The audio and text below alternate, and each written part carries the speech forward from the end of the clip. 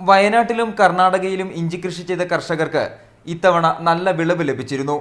എന്നാൽ വിളവെടുപ്പ് സീസണിൽ ഇഞ്ചി വില കുറയുന്ന മുൻകാല അനുഭവങ്ങളുള്ള കർഷകർ ഇത്തവണ നേരത്തെ ഇഞ്ചി വിറ്റു.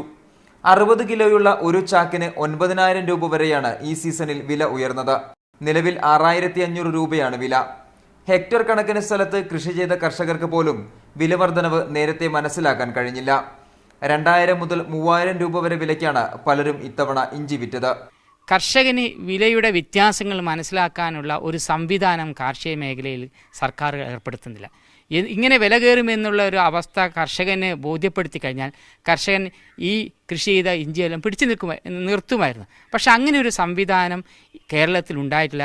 കർണാടകയിൽ കൃഷിഭൂമി പാട്ടത്തിനെടുത്ത് വിളവിറക്കിയ കർഷകർക്കാണ് കൂടുതൽ നഷ്ടമുണ്ടായത്. ആവശ്യത്തിന് ഇഞ്ചി വിപണിയിൽ എത്താത്തതാണ് വിലവർധനയ്ക്കു കാരണം. മുൻകാലങ്ങളിൽ ഈ സമയത്ത് ഇഞ്ചി വില ചാക്കിന് 350 രൂപ വരെ താഴ്ന്നിരുന്നു. ഇത്രയും നഷ്ടം സംഭവിച്ചതിനാൽ പല കർഷകരും ഇത്തവണ കൃഷി ഇറക്കിയിരുന്നില്ല. ഇഞ്ചിക്ക് റെക്കോർഡ് വില രേഖപ്പെടുത്തിയെങ്കിലും കർഷകന് കാര്യമായ ഗുണം ലഭിച്ചില്ല. മുൻവർഷങ്ങളിലെ അനുഭവങ്ങൾ കണക്കിലെടുത്ത് നേരത്തെ ഇഞ്ചി വിറ്റതാണ് കർഷകർക്ക് തിരിച്ചടിയായത്. ക്യാമറ പേഴ്സൺ അനീഷ് കാഞ്ഞങ്ങാടിനൊപ്പം മനേഷ് മൂർത്തി, മീഡിയ 1, വയനാട്.